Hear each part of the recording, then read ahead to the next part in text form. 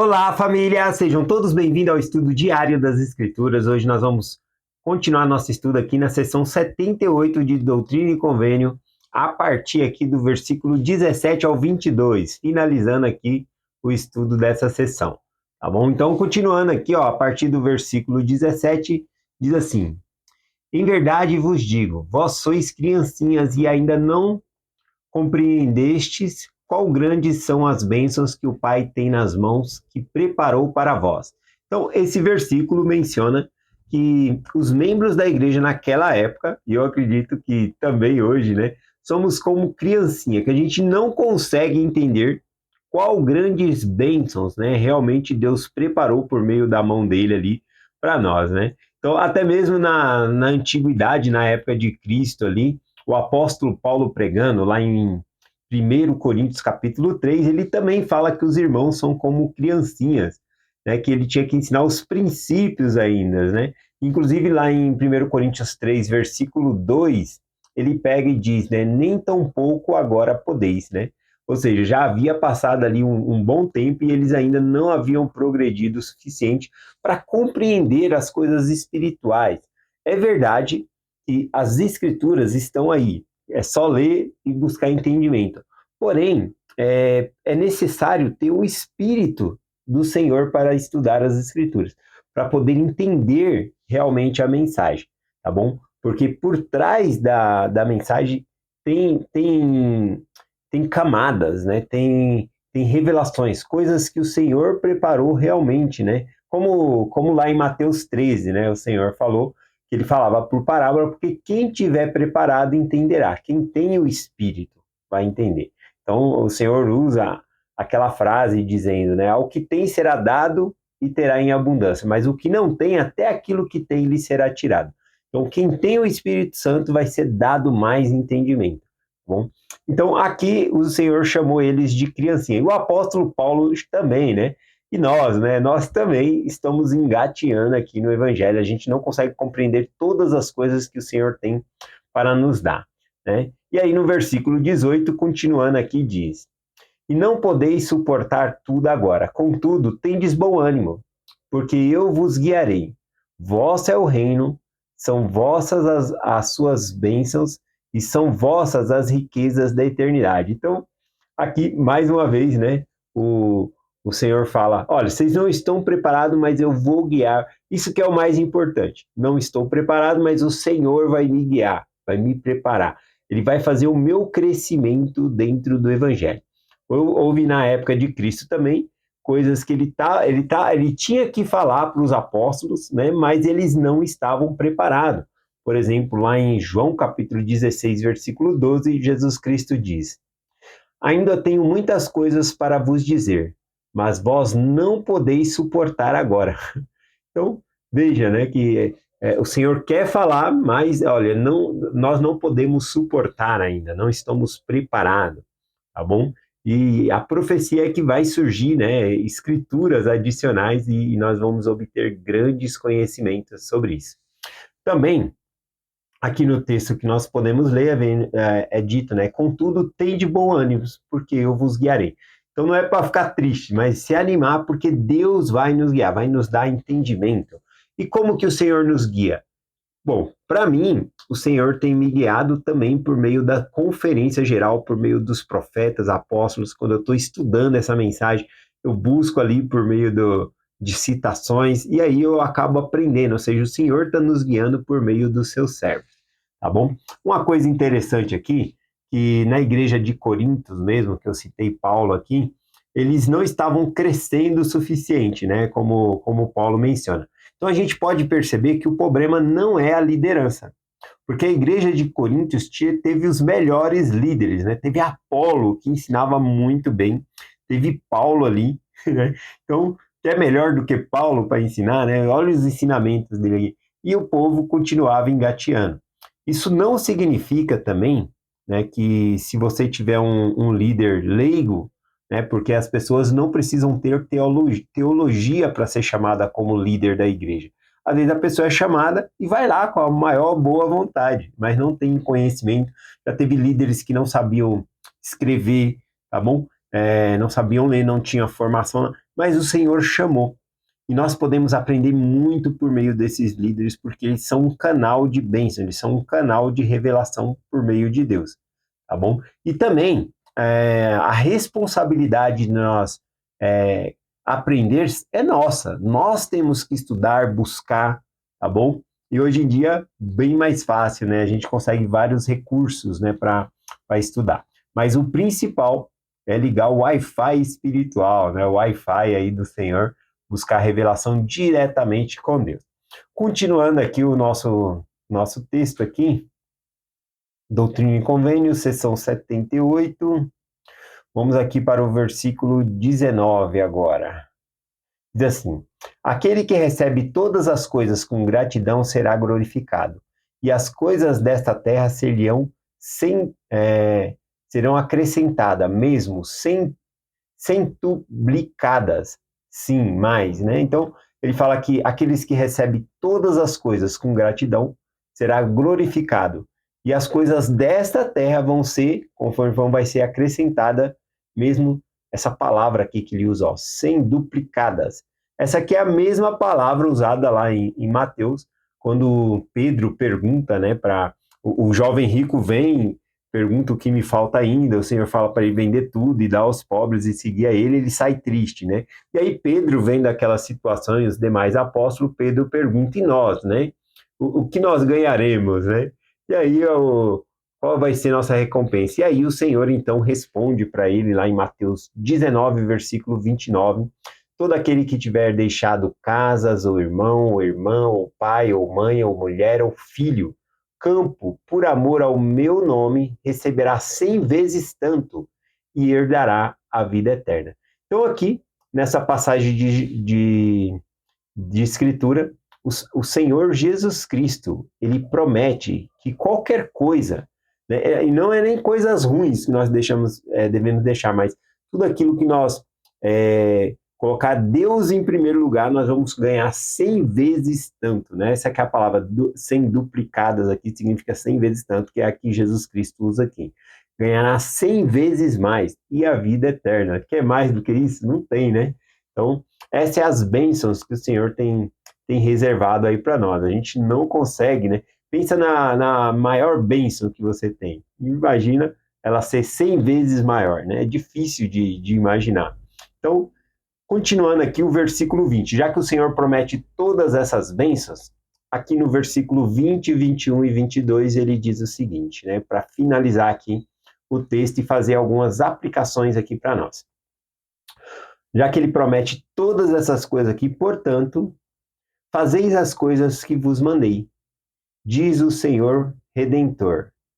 Sim, o Filho Amã, preparai todas as coisas antes de vos arrebatar.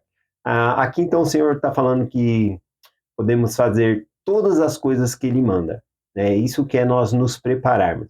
Por quê? Porque Ele está prometendo muitas bênçãos. E nada, como o próprio apóstolo Paulo ele coloca, né? Essas coisas que nós temos aqui na Terra não dá para comparar com as coisas que nós vamos ganhar na eternidade. Então, as bênçãos são muito maiores, não são feitas para fazer uma comparação, não tem como comparar, tá bom? Então, aqui, ele fala que o que ele requer de nós é fazeis as coisas que vos mandei, né? Então, aquilo que é pedido por meio dos seus servos que nós devemos fazer, tá bom? E ele continua, pois vós sois a igreja do primogênito, e ele vos arrebatará numa nuvem, e determinará a cada homem a sua porção, ou seja, o galardão, né, a bênção do Senhor vai ser determinada para cada pessoa o que ela merece. Aquele que for mordomo, prudente e fiel herdará todas as coisas, né? E aí finaliza aqui com amém, né? Então, aqui nessa sessão 78, nós aprendemos muitas coisas, né? E nossas, por exemplo, lá no versículo 18 que nós lemos, diz: são vossas as riquezas da eternidade, tá bom? E o inimigo, ele tenta cegar a gente dessas riquezas. A gente vê lá no versículo 10 aqui, da seção 78, que o inimigo, ele tenta cegar para que nós não saibamos o que são essas riquezas, para que nós não compreendamos. E às vezes nós caiamos nesse erro de não estudar, de não buscar, porque como diz aqui, vós não estáis preparados ainda, são como criancinhas. Na época de Paulo também, Jesus Cristo mesmo acabou de falar ali, né? Vocês não estão preparados ainda, né, para as coisas que eu tenho que dizer agora, né? Então nós devemos nos preparar, tá bom? É, já que está falando aqui das riquezas da eternidade, essa sessão também fala, né, que Satanás ele tenta, né, desviar as pessoas com o fito de riqueza, no propósito de que as pessoas possam achar as riquezas da terra melhor do que as riquezas da eternidade. É assim que Satanás ele cega as pessoas, tá bom? Então, fazendo uma aplicação aqui, eu tenho duas historinhas aqui, duas aplicações para compartilhar com vocês, rapidamente. Essa história aqui eu gostei bastante, é chamada A Tigela Sem Fundo, né? E o Orgulho do Rei. Então, vamos lá. Começa assim. Um mendigo estranho e misterioso chegou ao palácio de um poderoso rei e disse: Majestade, disse ele calmamente, venho com um pedido humilde. Tenho aqui esta tigela. Por favor, será que você pode enchê-la como um presente? Só que quando ele falou, será que você pode?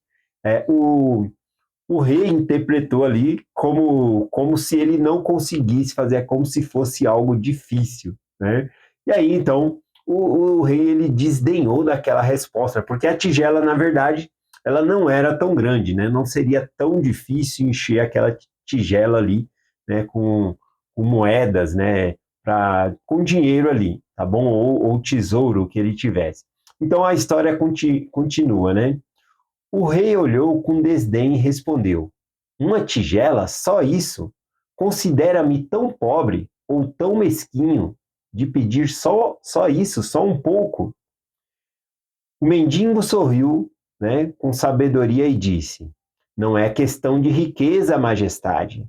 Apenas digo que não creio que o senhor consiga satisfazer esse pedido. Aí o rei ficou muito ofendido com aquelas palavras, né? Que ele não conseguiria satisfazer aquilo, encher aquela tigela. O que ele estava pensando, né? O rei era poderoso, ele tinha riquezas, tinha todas as coisas ali. Então o rei ficou ofendido e falou: Como ousa? Eu sou o rei mais rico das nações. Eu tenho muitas riquezas, ouro, prata, joias, dinheiro.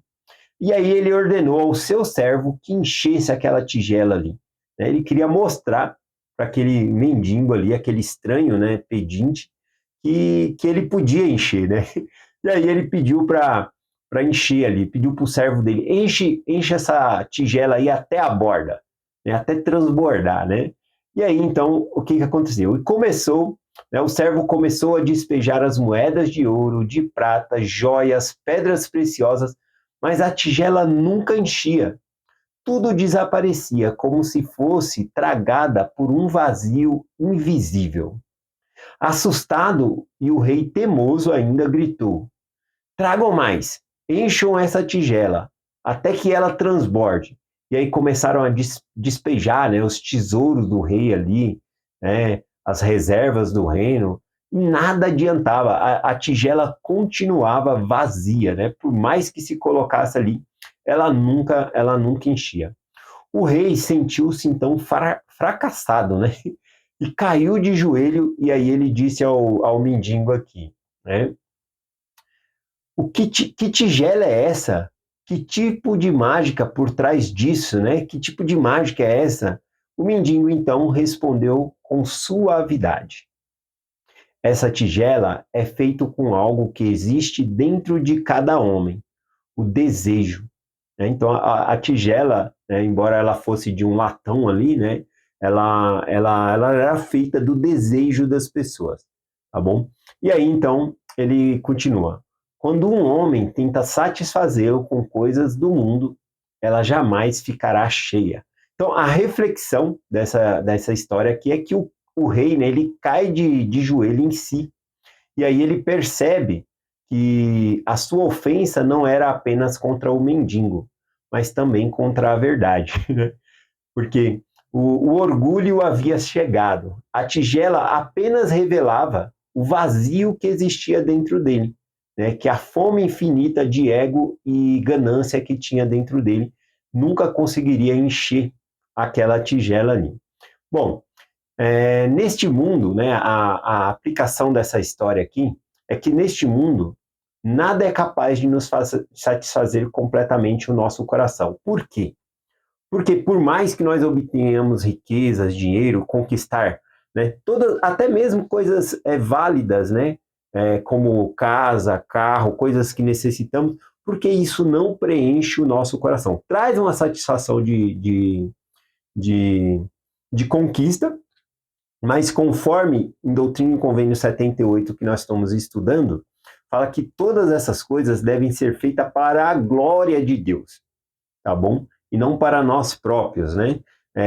Então, a história da tigela é isso. O rei sempre conquistava, mas nunca estava satisfeito. Ele sempre queria mais e mais e mais, ele nunca estava satisfeito. Então, ele tinha um vazio dentro dele. Por isso que a tigela era feita, né, do desejo das pessoas. E ele tinha aquele vazio que nunca preenchesse. Por mais que ele ganhasse mais e mais fortuna, sempre ele ia buscar mais e mais fortuna, porque nada enchia ele, né?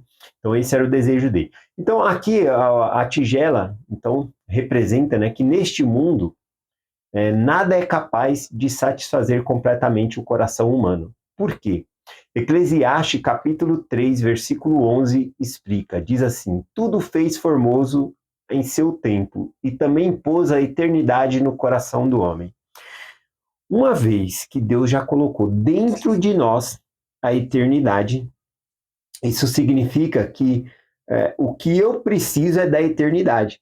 Por mais que eu busque as coisas deste mundo, nada vai me preencher, porque eu preciso de Deus comigo, né? Essa que é a aplicação dessa história aqui, né?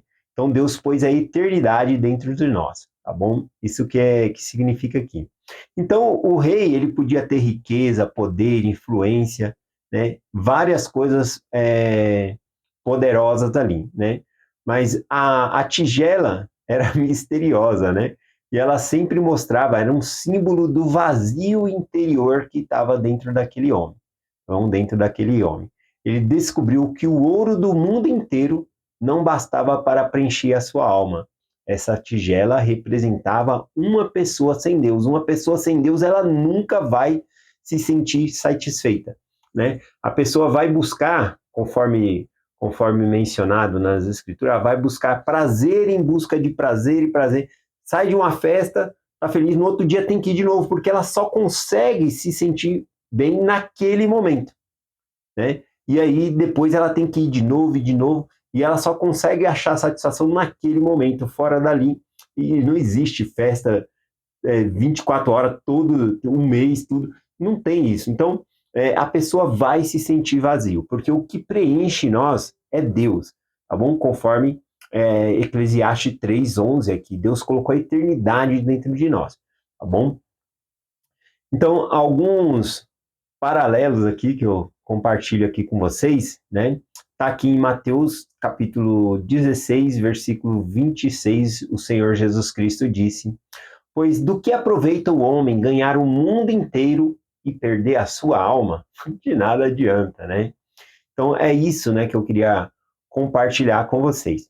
Vou finalizar aqui rapidamente, né, por conta do tempo, com um filme chamado, um filme não, a frase de um filme, né? Tem um filme que eu gosto muito que é chamado Quarto de Guerra. E nesse filme, Quarto de Guerra, né, a mulher ela ora bastante porque ela quer se livrar, né, da influência do inimigo ali, que está destruindo o casamento dela, destruindo a família dela, e os amigos deixaram ela sozinha, e ela estava daquele jeito, desanimada, porque o marido começou a trair. Então, ela decide, né, ela percebe na oração que o inimigo está usando ela, que está dentro da casa dela, então ela começa, né, em cada cômodo da casa, passar e expulsar o inimigo da casa, expulsar Satanás. E aí tem uma cena bem forte no filme que eu gosto muito. Ela sai para fora, ela vai até fora, né, e tira o Satanás ali. E aí então ela volta para dentro. E aí depois ela sai de novo para fora e fala: mais uma coisa que eu quero te falar. E eu gostaria de ler as palavras dela, né? Ela diz assim: mais uma coisa. Ela volta de novo para fora e fala: mais uma coisa. Você não vai mais roubar a minha alegria. Minha alegria não vem dos meus amigos, não vem do meu trabalho, não vem do meu marido, não vem de qualquer outra coisa. A minha alegria vem de Jesus. Essa declaração dela, né, mostra que a felicidade e a alegria dela não dependia do casamento dela, não dependia do esposo dela, não dependia de amigo, mas era do Senhor. Então a nossa felicidade vem do Senhor, tá bom? Não é a ouro ou qualquer coisa que nós possamos adquirir nessa terra que vai satisfazer a gente, porque Deus colocou a eternidade dentro de nós. Então, nós precisamos buscar a Deus sempre. Isso sim que vai nos satisfazer, tá bom? E nos tornar completo. É essa mensagem que nós compartilhamos em nome de Jesus Cristo. Amém. Até amanhã.